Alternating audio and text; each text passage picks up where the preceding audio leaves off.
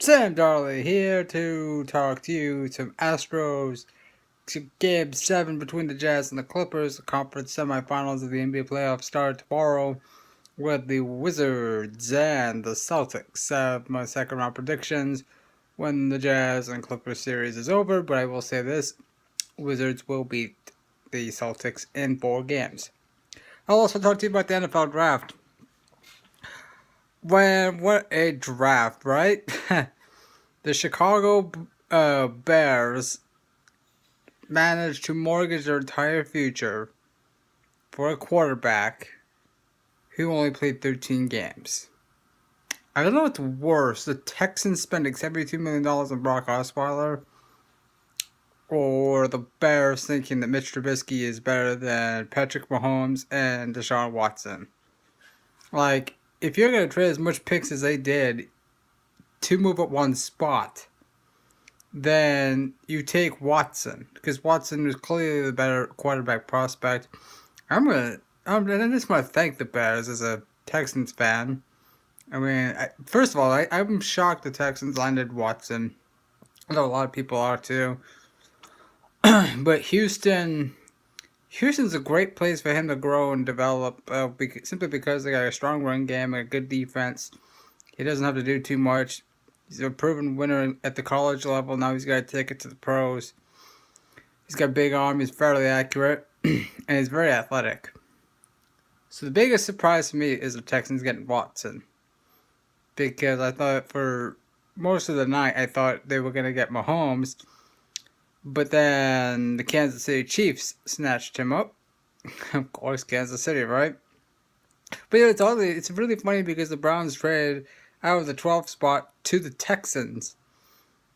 Gave that 12th pick to the Texans. Remember, this is the same Brown. This is the same Brown squad that took Brock Osweiler for virtually nothing. Excuse me. Cleveland didn't take a quarterback till about the third, fourth round, if I recall. They don't need a quarterback. They've got bigger problems. Oh, excuse me. They got bigger problems like quarterback. Offensive line's a need. Their defense is a need.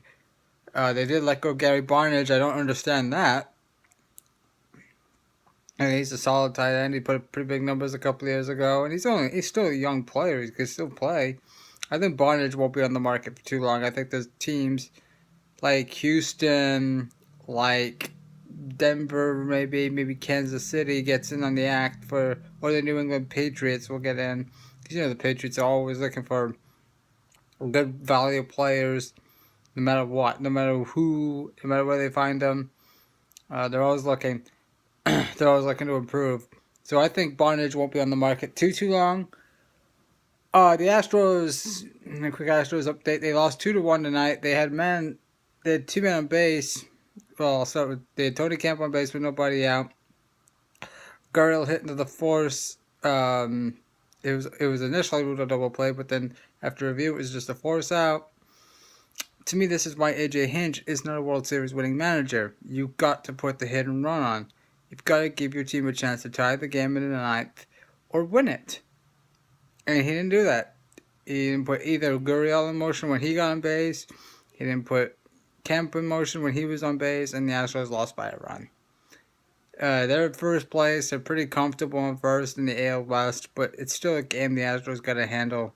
The team the Astros should beat is the Oakland Athletics.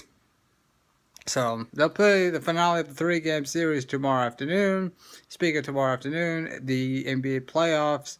Game 7. I didn't think this series between the Jazz and Clippers was going 7. I'm very surprised. I'm very, very, very, very surprised. I think the Jazz are a better team. I think they should win tomorrow, but they should have won in Salt Lake City. I think, to me,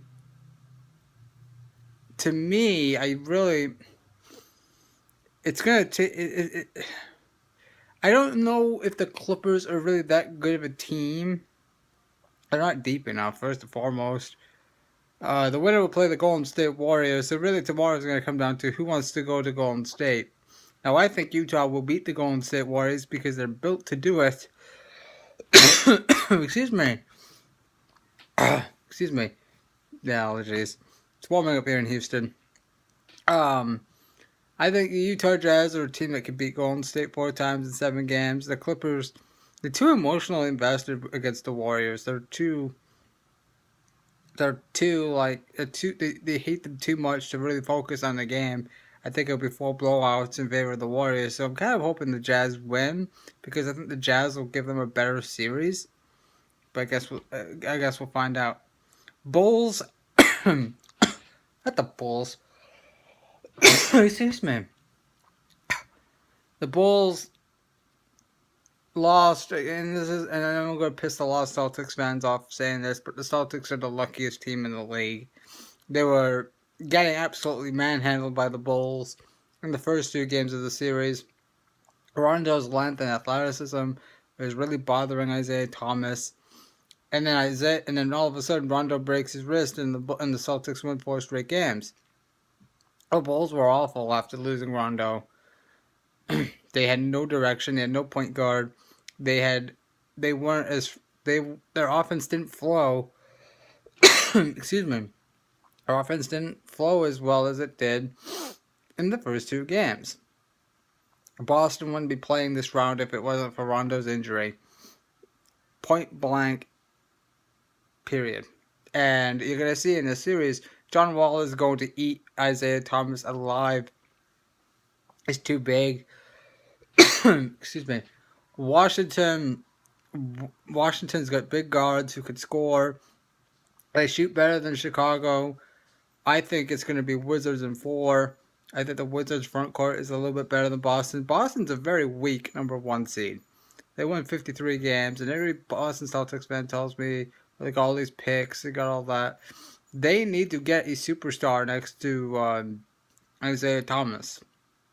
You can't go another season with just Isaiah Thomas as your primary playmaker. And in this series, it's going to bite them. I'm saying Wizards in 4. It's Rockets and Spurs on Monday night, 8:30 on TNT.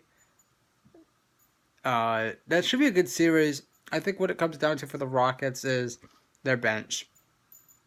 If the Rockets' bench is terrible, Lou Williams, Eric Gordon, Ryan Anderson, all those guys need to have big series, and even Trevor Ariza. They need guys to step up and take the pressure off James Harden in this series because there's no way Greg Popovich is going to let James Harden beat him 4 times in 7 games. I think San Antonio is great. I think they're a better coached team. I think the bench is more consistent than the Rockets, and the Rockets aren't shooting the 3 very well in these playoffs. Ryan Anderson was full Casper in the first round. He cannot be like that in the second round. I think it'll be a competitive series, but I'm picking the Spurs because I just think that like I said, their role players are a lot better than Houston's. They're a lot more consistent, and they're shooting the 3 ball a lot better than the Rockets right now. So I hope the Rockets win. You're being a Rockets fan, but my gut just tells me that the Spurs, Popovich, the deeper this series goes, it's going to really favor the Spurs. So I'm taking the Spurs in 6. It'll be a good series. I'm looking forward to it. Kind of nervous about it as a fan, but last time Houston played a divisional rival, in-state rival in the playoffs was a couple years ago against Dallas. They beat the Mavericks in 5, but the Rockets were superior to that Mavericks team. They're not superior to the Spurs. They've let a couple of games get away from them this year, but San Antonio is just too good. So I guess we'll see what happens. Texans had a good draft. Obviously, the only way to know if they really did have a good draft is to see it on the field. I know Texans head coach Bill O'Brien says that Tom Savage will be the starting quarterback. I guarantee you, come training camp, things will be a lot different. He'll be singing a different song. And Deshaun Watson will be probably no later than week 3. He will be in as the starting quarterback. I guarantee it. This has been Sam Darley. Thank you for watching.